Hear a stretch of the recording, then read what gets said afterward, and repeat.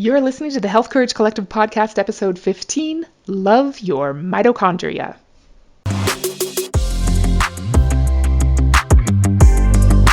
Welcome to the Health Courage Collective podcast, the show for women who are too busy to slog through hours of generalized, inapplicable, and often contradictory health information, but too smart to ignore that a few minutes of focused attention now can prevent years of suffering in the future. I'm your host, Christina Hackett, a pharmacist who doesn't want you to live on prescriptions, a certified coach specifically trained to maximize your potential, and a compulsive learner obsessed with preventative, cutting-edge, holistic, and integrative medicine. I'm on a mission to increase your physical and mental resilience so you can fearlessly look forward to your next 40-plus limitless years. Your time is now. Let's go. Hello, welcome back. I'm so happy you're here today.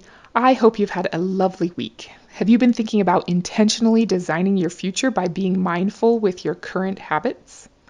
Have you started thinking of your habits as your superpowers? They are. Today, as usual, we're going to talk about one of my most favorite things.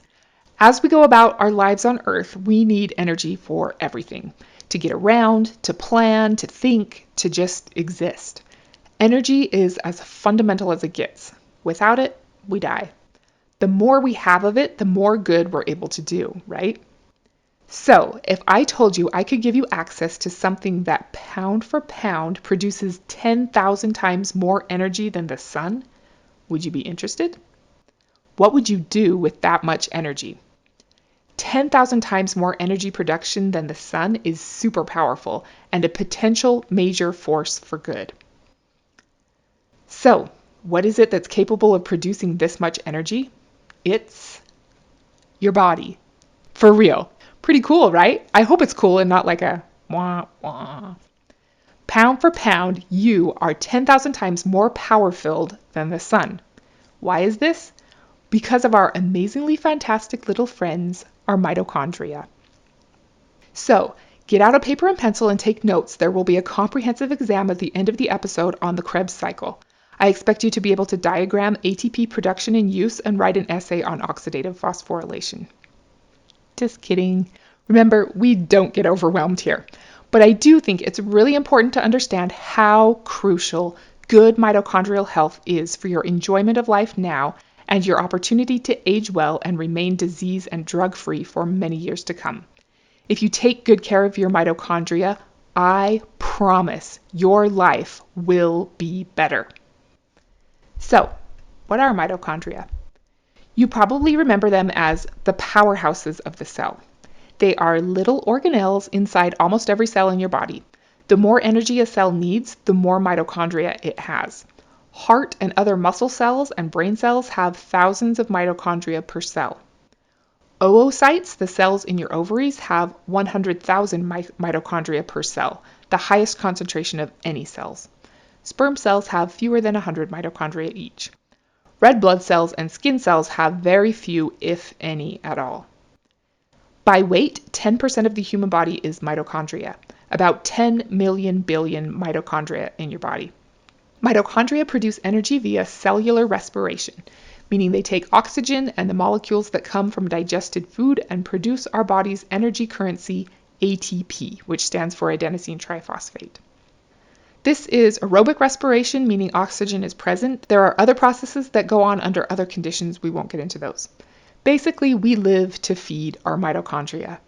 And we live only if we have at least some functional mitochondria. We produce about our body weight worth of ATP at rest per day. It's recycled over and over and over, so we have about 50 grams of it that gets cycled through the Krebs cycle again and again, eventually producing the equivalent of our body weight in one day. You can produce up to 1/2 pound of ATP in 1 minute if you're really working hard. We never store ATP. It has to be continually made. If your mitochondria stop making it, you die.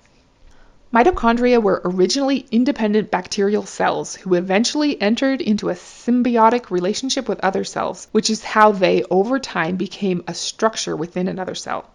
It's been said that the acquisition of mitochondria is the decisive moment in the history of life as we know it.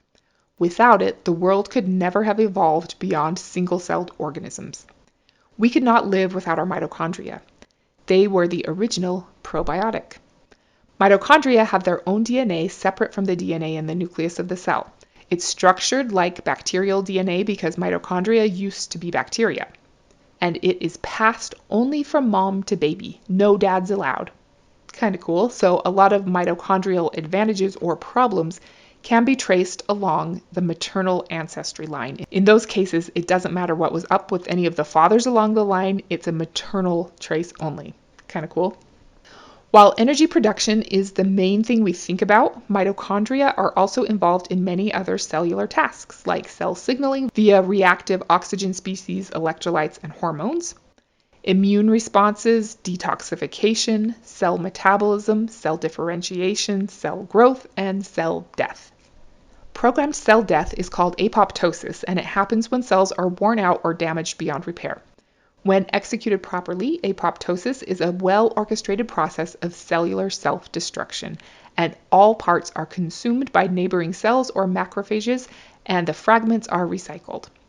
About 10 billion cells are lost to apoptosis every day. If the mechanisms regulating apoptosis fail, one serious consequence is cancer. Cells that need to die don't.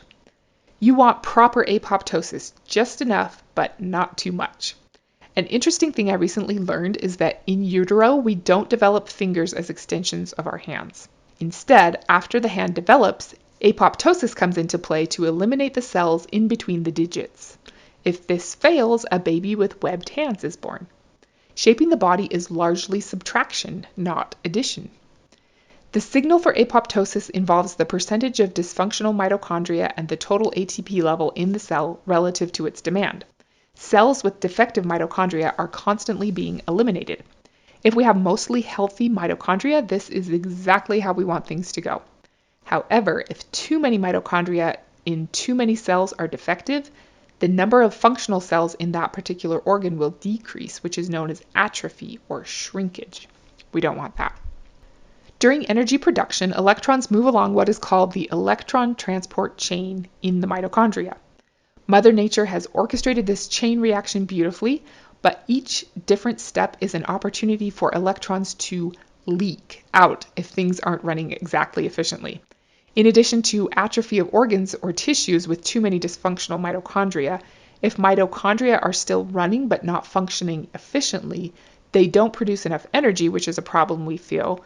But when they leak electrons, it creates free radicals which can escape and damage the mitochondria and the cell. Bioenergetics is the study of energy in the human body.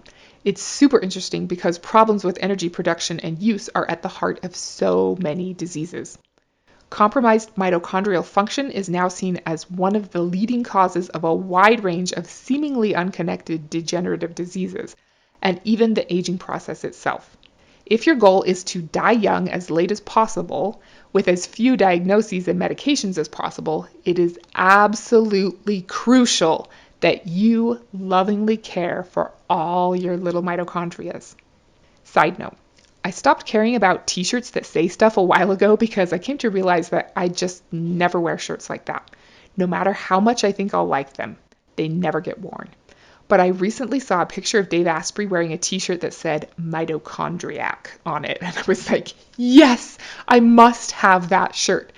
I know I never wear ordinary t-shirts, but I'm seriously considering getting a nicer, like fitted, feminine cut luxe fabric shirt and having it screen printed to say mitochondriac. It would be so awesome. Maybe I'll do it. Okay, back on topic. Some common symptoms of more noticeable mitochondrial diseases include developmental delay, seizures, migraines, muscle weakness, poor muscle tone, poor balance, muscle cramps, inability to keep up with physical activities, chronic fatigue, digestive problems, temperature regulation problems, breathing problems, eyes that are not straight, loss of vision, droopy eyelids, hearing loss, heart disease, liver disease, kidney disease, and tremors. It really is many, many things, especially all the common degenerative diseases of aging. Conditions such as angina, hypertension, congestive heart failure, ischemia, and diastolic dysfunction all have their roots in mitochondrial energy. interestingly, when purine building blocks leak from the cell, they are metabolized to uric acid, and high uric acid in patients, which often causes gout, is usually reflective of dysfunctional ATP metabolism. It's also highly correlated with decreased insulin sensitivity. They all interconnect. Chronic fatigue syndrome and fibromyalgia are definitely related to impaired mitochondrial functioning, as are atherosclerosis, hypertension, heart failure, several complications of type 2 diabetes, and even sepsis. There's super interesting autism research too, and supportive things that can be done for the mitochondria of people with autism.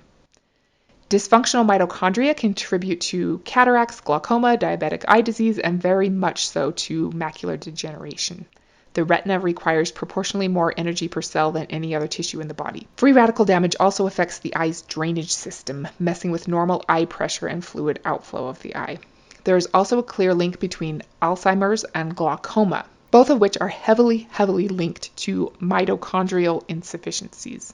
Before studying more deeply about mitochondria, I didn't fully appreciate how much energy is required for muscle relaxation. Muscle cells are able to contract when energy levels are extremely low, but they cannot relax again. Whether conscious or involuntary, relaxing muscles requires pumping calcium ions, which requires ATP energy. Rigor mortis is a good example of how muscle relaxation requires more ATP than contraction. Magnesium ions are also required for muscle relaxation, especially for the relaxation of smooth muscle. Incomplete relaxation of smooth muscle leads to high blood pressure, heart problems, and restricted breathing. Magnesium is necessary for proper muscle function and blood pressure. Without enough ATP, calcium ions cannot be pumped out of the heart muscle cells to make them relax enough to be able to fill with blood efficiently. This is called diastolic heart dysfunction. And the solution is to provide as much ATP from mitochondria as possible. Another energy-intensive process in a heartbeat is maintaining the ionic balance. Proper flow of ions in and out of a heart muscle cell is essential to maintain the normal electrochemical gradient across the cell membrane, which is required for a regular heart rhythm. When the gradient is disrupted, the result is arrhythmia, or irregular heartbeat. Properly functioning mitochondria are essential to all processes of the heart and other muscles. You've heard before that the brain makes up 2% of our body weight, but uses 20% of our total energy. It consumes 14% of total body blood flow and 20% of the oxygen you breathe.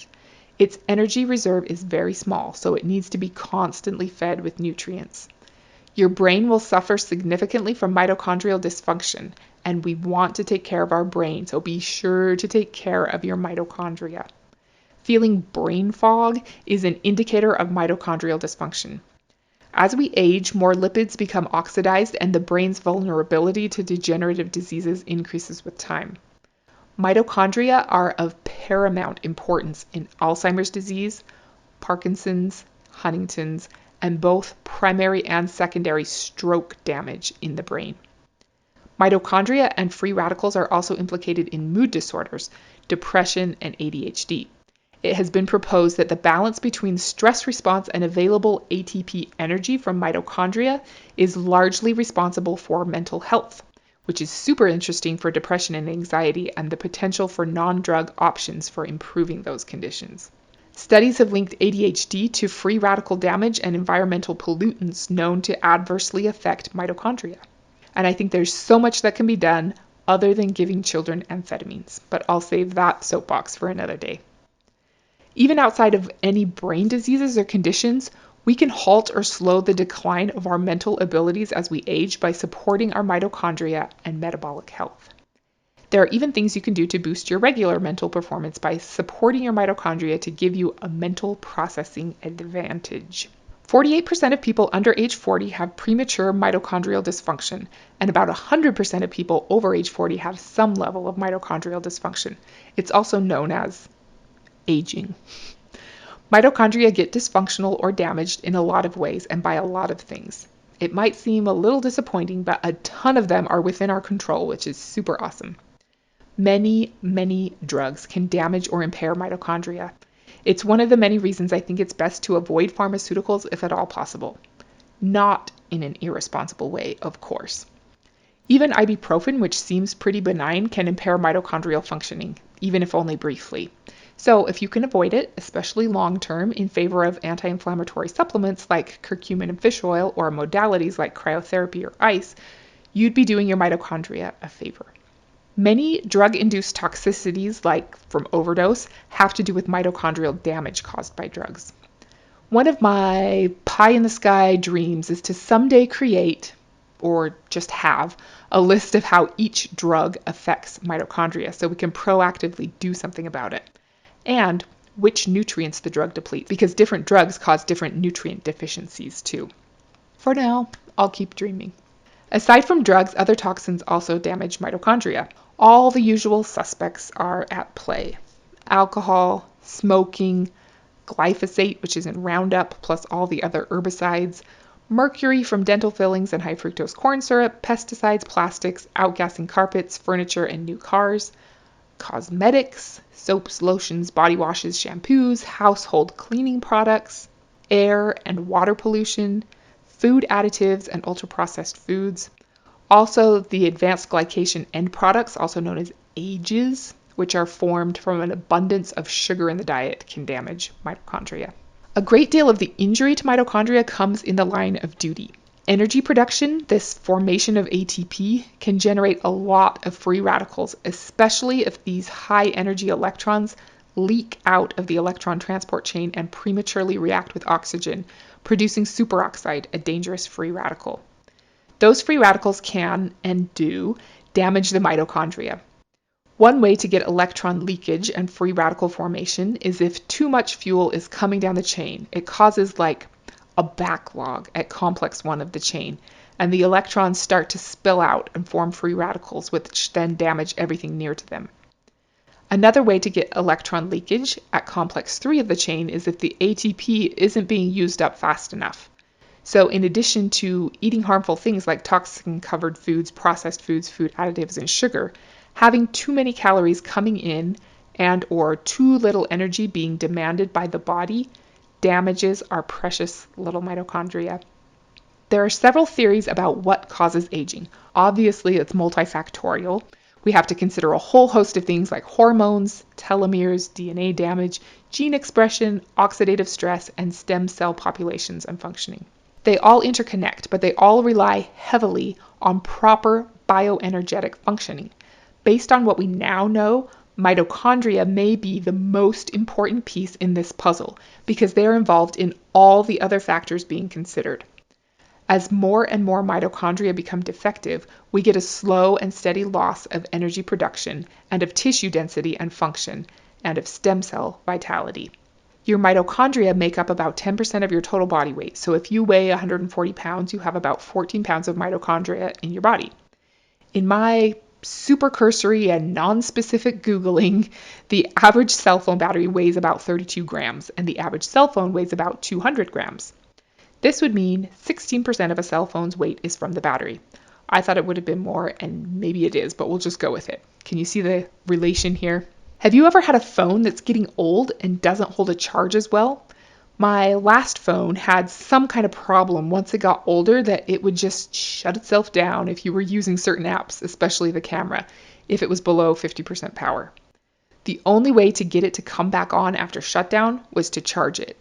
It was super annoying. I missed out on a lot of pictures I would have liked to have taken, and I couldn't send or receive messages or look things up or listen to podcasts or music sometimes because it had shut itself down and there was nothing I could do.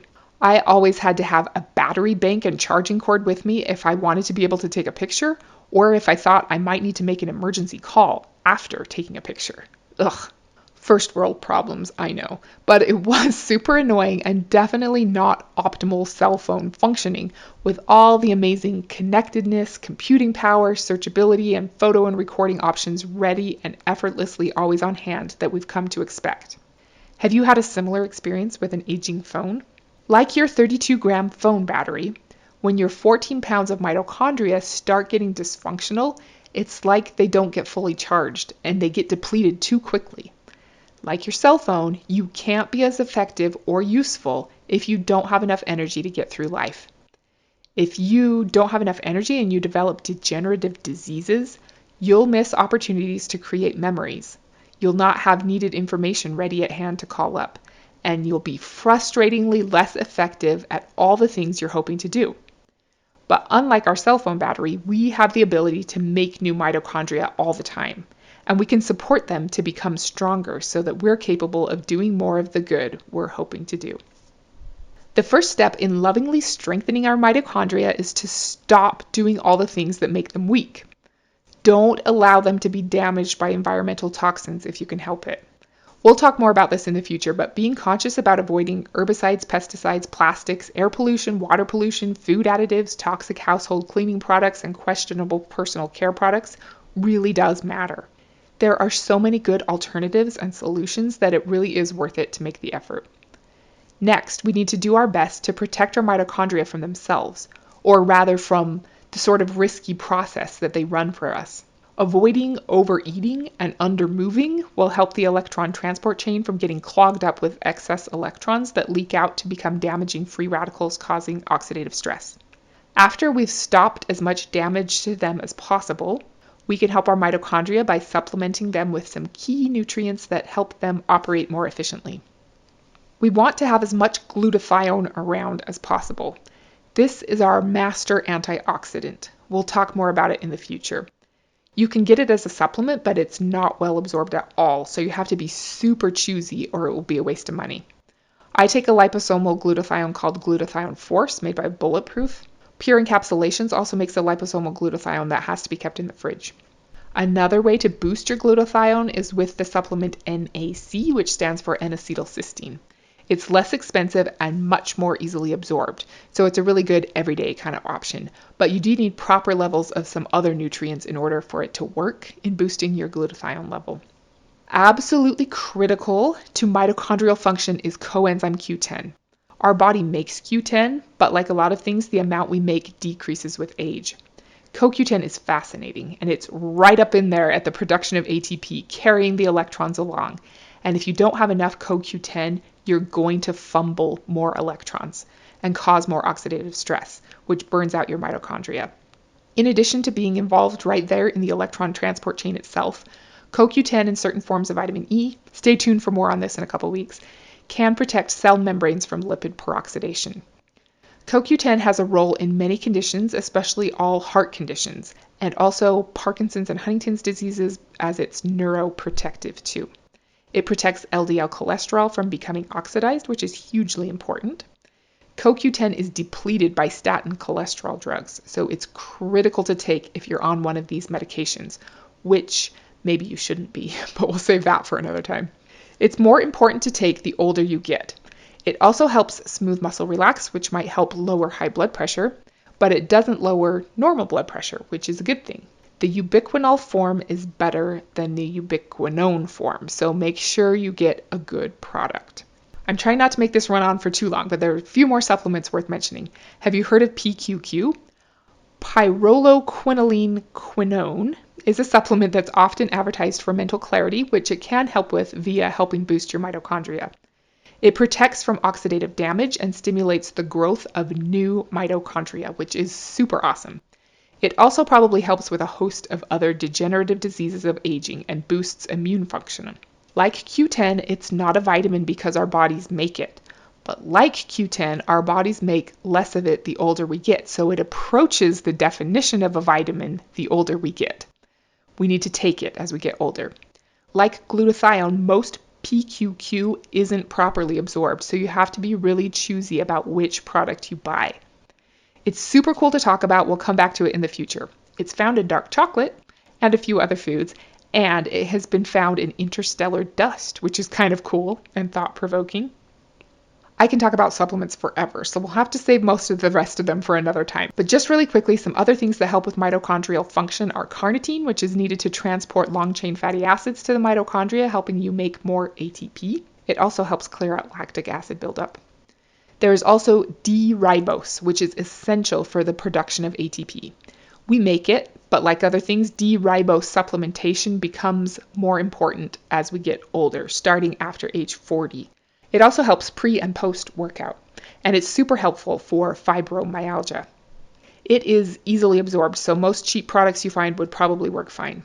Alpha lipoic acid is made by the body and found in mitochondria. It helps with a lot of cool stuff, including preventing free radical damage to the mitochondria.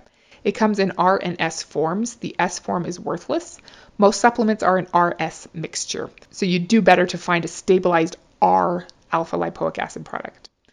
There are always more supplements to talk about, like magnesium, but I think we have a good list started. There are a ton of super interesting high-level things you can do for your mitochondria. Intermittent fasting, intermittent hypoxia, cyclic ketosis, the list goes on. But you need to start with the basics. Stop letting your mitochondria be damaged. Then support them with a few basic supplements first before moving on to the other stuff. The most important thing you can do to increase the number of mitochondria you have is actually a pro-oxidant. It increases the amount of free radicals in your body, which is normally thought of as a bad thing. This gets into the whole area of redox medicine that we won't get into today, but we want a delicate balance of the redox state. So some free radicals are actually needed to maintain sensitivity to them, allowing the mitochondria to adapt and get stronger defenses in place, which makes them more resilient. So, the main thing we can do to create this resilience and strength is to, can you guess it? Exercise. Exercise causes the formation of free radicals, and the increase in free radicals and demand for more energy causes the cells to realize that they need to step it up and make more mitochondria in each cell. Once there are more mitochondria in each cell, physically fit people produce far fewer free radicals at rest than sedentary people. In fact, being sedentary is more oxidatively stressful than smoking. Scary, right? You don't need me to tell you that exercise does a lot of other amazing things like improving cardiovascular health, cognitive health, psychological health, metabolic health, and overall longevity. But now you know one of the ways that it improves your bioenergetic health too. I hope I've helped you start to see how crucial mitochondria are to the process of aging and how supporting them can help you delay or prevent all the age-related degenerative diseases that are so prevalent in our society today. There is so much we can do to live better and longer and have enough energy to get out there and do more good in the world for so many years to come. It's so exciting. Next week, we're going to talk about upgrading your health through behavior design. Until then, don't be normal. Thank you so much for tuning into the Health Courage Collective podcast. I am truly honored that you have paid me the enormous compliment of your time and attention. I would be so grateful if you would share this podcast with someone you know and subscribe so you never miss an episode. This podcast is for entertainment and information purposes only. Statements and views on this podcast are not medical advice. This podcast, including Christina Hackett and producers, disclaim responsibility for any possible adverse events by use of information contained herein. If you think you have a medical problem, consult a licensed physician.